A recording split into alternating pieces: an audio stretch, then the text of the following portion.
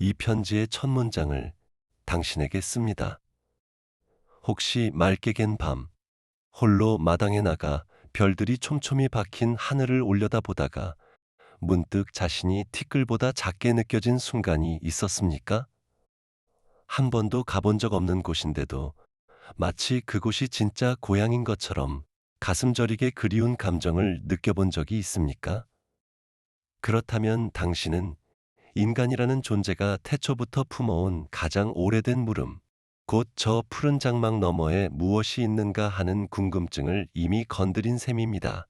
그리고 성경의 인물들 가운데 이 물음에 그 누구보다 대담하게 답했던 이가 있었으니 바로 에녹이라는 수수께끼 같은 족장입니다. 창세기를 펼치면 우리는 낯익은 족보의 행렬과 마주하게 됩니다. 누가 살았고 누구를 낳았고 언제 죽었는지, 그것은 인간의 유한함이 반복해서 두드리는 장송곡의 리듬입니다. 아담도 그러했고 셋도 그러했습니다. 그런데 그 흙에서 흙으로 돌아가는 반복 속에서 갑자기 곡조가 끊깁니다. 창세기 5장 24절은 이렇게 전합니다. 에녹이 하나님과 동행하더니 하나님이 그를 데려가심으로 세상에 있지 아니하였더라. 그는 죽음을 통과하지 않았습니다. 그저 사라졌습니다. 히브리서 기자는 그 이유를 짧게 설명해 줍니다. 믿음으로 에녹은 죽음을 보지 않고 옮겨졌으니 그의 하나님과의 동행이 얼마나 친밀했던지 그는 땅과 하늘의 경계를 넘어 걸음을 멈추지 않고 계속 걸어간 것입니다. 고대의 전승은 여기에 흥미로운 살을 덧붙입니다. 하나님께서 그 유별난 친밀함 때문에 에녹에게 우주에 감추어진 구조를 보여주셨다는 이야기입니다. 이 대목에서 저는 잠시 멈춰 당신께 분명히 해두고 싶은 것이 있습니다. 우리가 지금부터 살펴볼 에녹서는 개신교 정경에 속하지 않습니다. 그것은 구약과 신약 사이의 침묵기에 널리 읽혔던 묵시문학이라는 갈래에 속한 문헌입니다. 묵시란 세상의 종말을 뜻하는 말이 아니라 가려진 것을 벗겨 드러낸다는 의미입니다. 이런 글들은 역사 속에서 방향을 잃은 이들에게 소망과 이해를 심어주기 위해 쓰였습니다. 그러니 우리는 이 책을 66권의 정경과 같은 무오한 계시로 다루지는 않을 것입니다. 다만 이것을 하나의 창문으로 영적 실제에 훨씬 가까이 살았던 고대 히브리인들이 우주를 어떻게 상상했는지 보여주는 문화적 유물로 바라보려 합니다. 그것은 우리의 밋밋한 흑백 상상력에 색을 입혀줄 오래된 그림 같은 것입니다.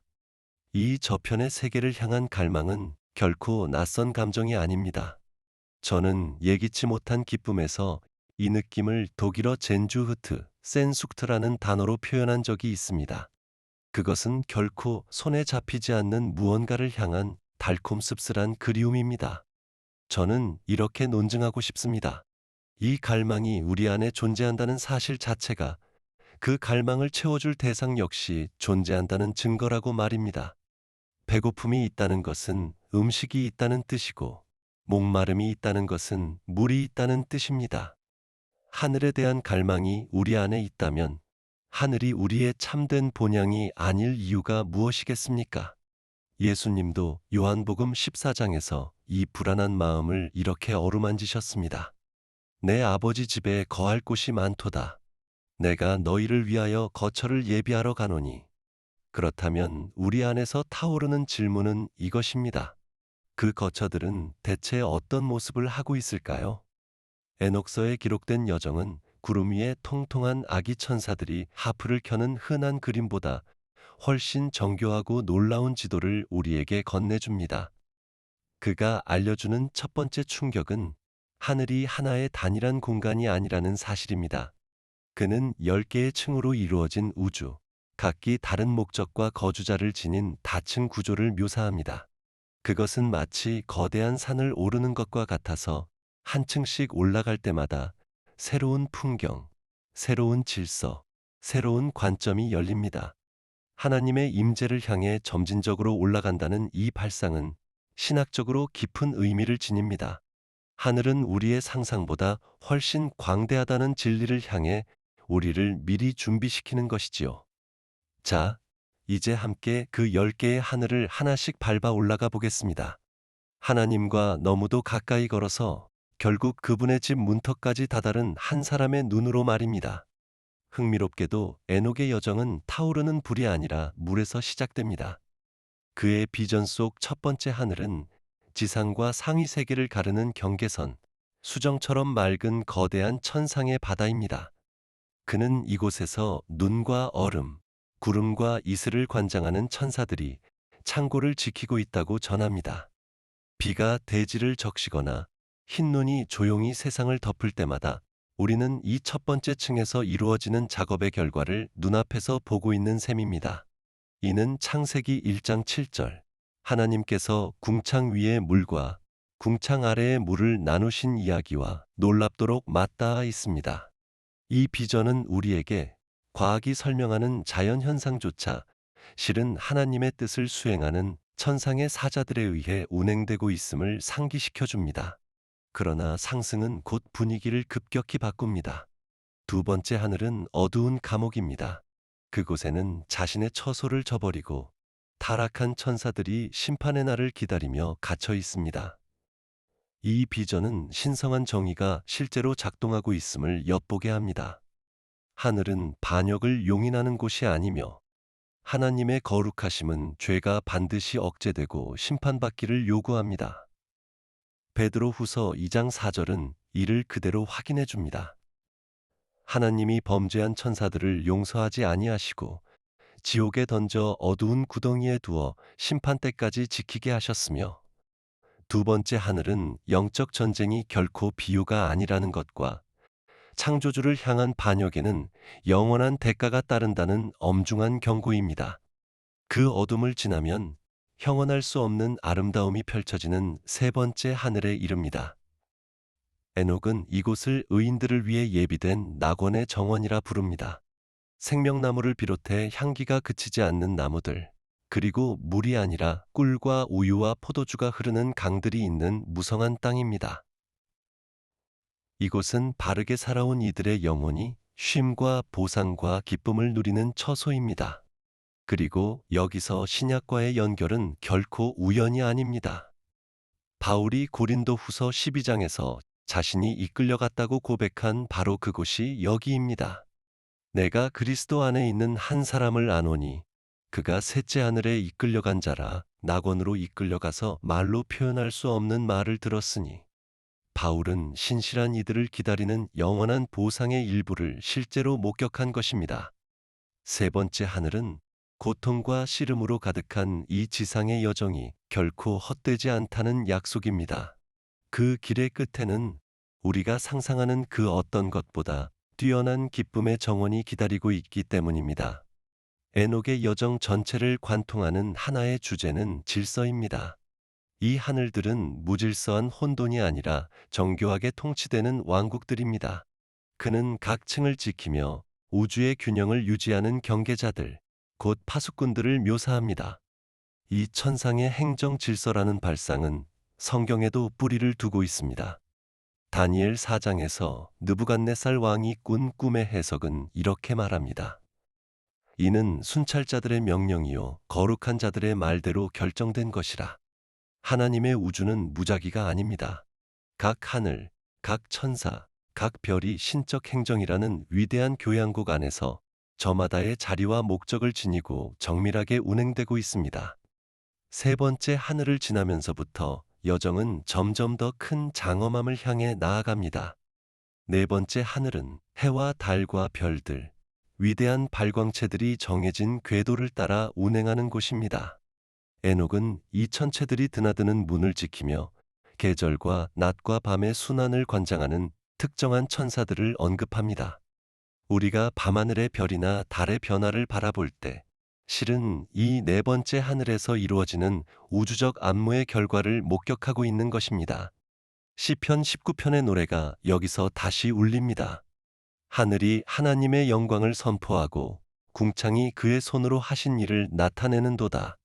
시간의 질서와 예측 가능성은 결국 천상왕국의 신실함이 이 땅에 드리운 그림자인 셈입니다.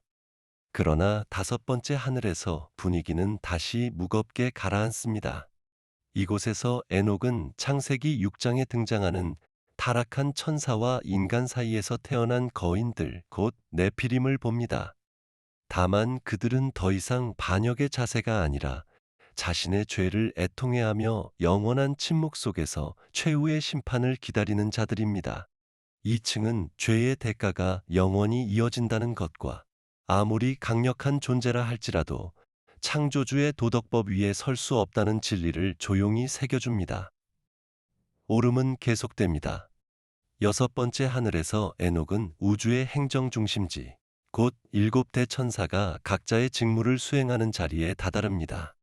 전쟁을 이끄는 미가엘, 하나님의 전언을 전하는 가브리엘, 치유를 맡은 라파엘, 빛과 정화를 다스리는 우리엘, 그리고 저마다 중요한 임무를 지닌 다른 천사들이 이곳에 있습니다. 요한계시록 8장에서 요한이 하나님 앞에 선 일곱 천사를 본 것과 정확히 겹치는 장면입니다. 우주의 통치는 결코 한 존재의 동무대가 아니라 하나님이 신뢰하시는 종들에게 위임된 협력의 질서입니다. 에녹이 위로 오를수록 배우는 원리가 하나 더 있습니다. 각 층은 그 이전보다 기하급수적으로 더 밝고, 더 거룩하고, 더 영광스럽습니다. 빛은 더 순수해지고, 노래는 더 고결해지며, 거룩함의 무게는 점점 견디기 힘들어집니다. 그것은 마치 잠수부가 서서히 감압을 거치듯 하나님의 견딜 수 없는 임재에 다가가기 위한 점진적인 준비 과정입니다. 이사야 6장에서 하나님의 임재 가까이 거하는 스랍들조차 그 눈부신 영광 때문에 날개로 얼굴을 가려야 했던 장면이 떠오릅니다. 우리는 그분께 아무렇게나 다가갈 수 없으며 가까워질수록 더 깊은 정화가 요구됩니다.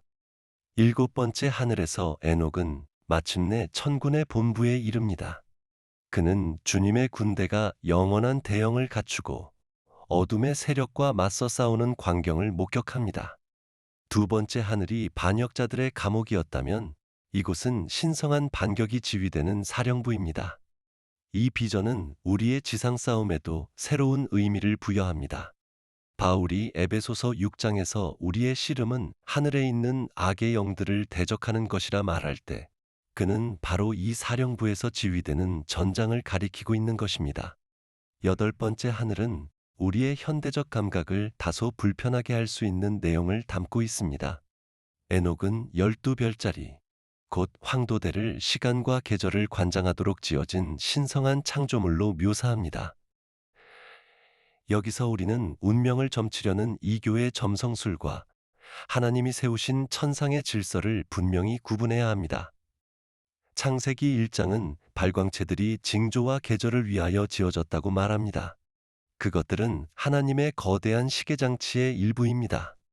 동방박사를 예루살렘으로 이끌었던 베들레헴의 별이야말로 신성한 목적을 수행한 별의 완벽한 본보기입니다. 원수가 하나님의 창조물을 왜곡해 사용할 수는 있어도 그 창조물 자체는 여전히 하나님의 지혜의 증거로 남아 있습니다. 아홉 번째 하늘은 계절의 집, 자연의 연간 주기를 책임지는 천사들이 일하는 곳입니다. 우리가 이 땅에서 봄, 여름, 가을, 겨울로 경험하는 것은 이 천상의 원형이 들이우는 그림자에 지나지 않습니다. 전도서의 지혜가 여기서 메아리 칩니다.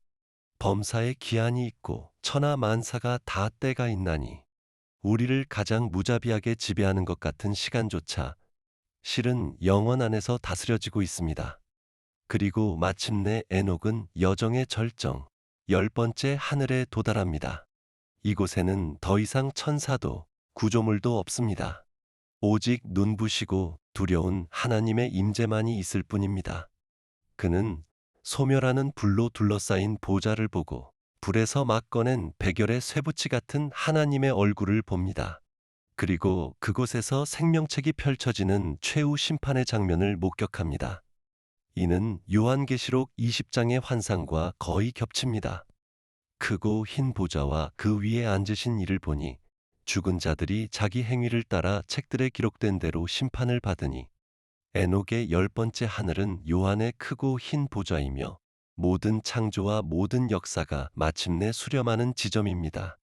이제 이 매혹적인 여정을 정경 성경의 더 단순한 그림과 어떻게 이어볼 수 있을까요? 성경 신학은 보통 하늘을 세 겹으로 이해합니다. 첫째는 새와 구름의 대기권, 둘째는 별과 행성의 우주 공간, 셋째는 하나님이 거하시는 처소입니다. 바울이 셋째 하늘에 이끌려갔다고 말한 것을 기억하십니까? 이 관점은 에녹의 그림과 모순되지 않습니다. 오히려 그것을 압축한 것이라 할 수 있습니다. 우리는 에녹이 말한 10개의 층을, 특히 세 번째 하늘 안에 세밀하게 나뉜 세부 구역들로 이해할 수 있습니다. 결국 두 그림은 같은 영광스러운 실제를 바라보는 서로 다른 렌즈일 뿐입니다. 우리의 최종 목적지에 대해서는 성경이 훨씬 더 구체적인 그림을 제시합니다. 요한계시록 21장과 22장에서 요한은 정원이 아니라 하늘에서 내려오는 웅장한 도시를 봅니다. 벽옥으로 쌓은 성벽, 진주로 된 문, 보석으로 다져진 기초를 가진 도시입니다. 그곳에는 밤도 눈물도 고통도 없으며 하나님과 어린 양이 친히 성전이자 빛이 되십니다. 이것이 바로 예수님이 우리를 위해 예비하겠다 하신 처소입니다. 히브리서 기자는 우리가 이미 믿음으로 하늘의 예루살렘과 천만 천사와 하늘에 기록된 장자들의 모임에 가까이 왔다고 말합니다.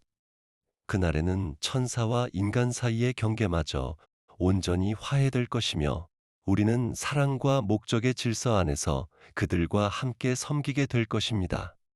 그렇다면 우리는 그곳에서 영원히 무엇을 할까요? 구름 위에서 하프나 뜯는 그림은 사실 그 실제를 초라하게 축소한 캐리커처에 불과합니다. 물론 끊임없는 경배와 찬양이 있을 것입니다. 그러나 그것이 전부는 아닙니다. 성경은 우리가 그리스도와 함께 왕노릇하리라고 말합니다. 우리는 새 창조 안에서 함께 다스리는 자들이 될 것이며 땀과 결핍이 없는 영광스러운 일과 창조와 배움과 발견이 끊이지 않을 것입니다. 저는 언젠가 하늘을 두고 이렇게 쓴 적이 있습니다. 하늘은 역사의 끝이 아니라 이전 장보다 훨씬 나은 새로운 장이 시작되는 첫 페이지라고 말입니다. 하늘은 결말이 아니라 진짜 모험의 시작입니다. 바로 이 때문에 우리는 하늘에 대한 몇 가지 왜곡된 통념을 바로잡아야 합니다. 하늘 문 앞에는 베드로라는 문지기가 서 있지 않습니다. 그 문은 어떤 사도의 재량이 아니라 오직 어린 양의 피로 보장됩니다. 우리는 몸 없이 떠도는 유령으로 그곳에 보내지지 않을 것입니다. 우리는 먹고 마시고 새 창조를 온전히 누릴 수 있는 부활한 몸, 실제하고 영광스러운 몸을 입게 될 것입니다. 우리는 천사가 되는 것이 아니라 다만 그들처럼 죽지 않고 타락한 육신의 한계에서 자유로워질 뿐입니다. 그리고 결정적으로 우리는 우리 자신으로 남을 것입니다. 당신은 여전히 당신일 것입니다. 사실 저는 영화란 우리의 개성을 지우는 것이 아니라 오히려 완성시키는 것이라고 주장한 적이 있습니다. 하나님이 당신에게 주신 성품과 재능과 열정은 죄와 이기심에서 정화된 채 그 최상의 모습으로 피어날 것입니다. 우리는 이 진리의 예표를 이미 보았습니다. 예수님이 변모하셔서 그 얼굴이 해처럼 빛났을 때에도 베드로와 야고보와 요한은 여전히 그분을 알아보았습니다. 그렇다면 우리의 관계들은 어떻게 될까요? 예수님은 하늘에서는 시집가고 장가가는 일이 없다고 말씀하셨습니다. 이는 사랑이 사라진다는 뜻이 아닙니다. 그것은 지상에서 그리스도와 교회의 연합을 예표하던 결혼이라는 제도가 마침내 그 원형인 완전한 실제 안에서 성취된다는 뜻입니다. 우리의 배타적이던 지상의 사랑은 하나님의 큰 가족 안에서 보편적이고 온전한 사랑으로 변모할 것입니다. 그리고 성경은 우리가 그리스도 안에서 먼저 떠난 사랑하는 이들을 다시 만나고 알아보리라는 것을 강하게 암시합니다. 지금 우리가 나누는 사랑은 그날 온전히 피어날 나무의 씨앗에 불과합니다. 그렇다면 우리는 그런 곳을 위해 지금 무엇을 준비해야 할까요? 답은 놀랍도록 단순합니다. 하늘은 바로 지금 이미 시작되고 있습니다. 요한복음 17장에서 예수님은 이렇게 말씀하셨습니다. 영생은 곧 유일하신 참 하나님과 그가 보내신 자 예수 그리스도를 아는 것이니이다.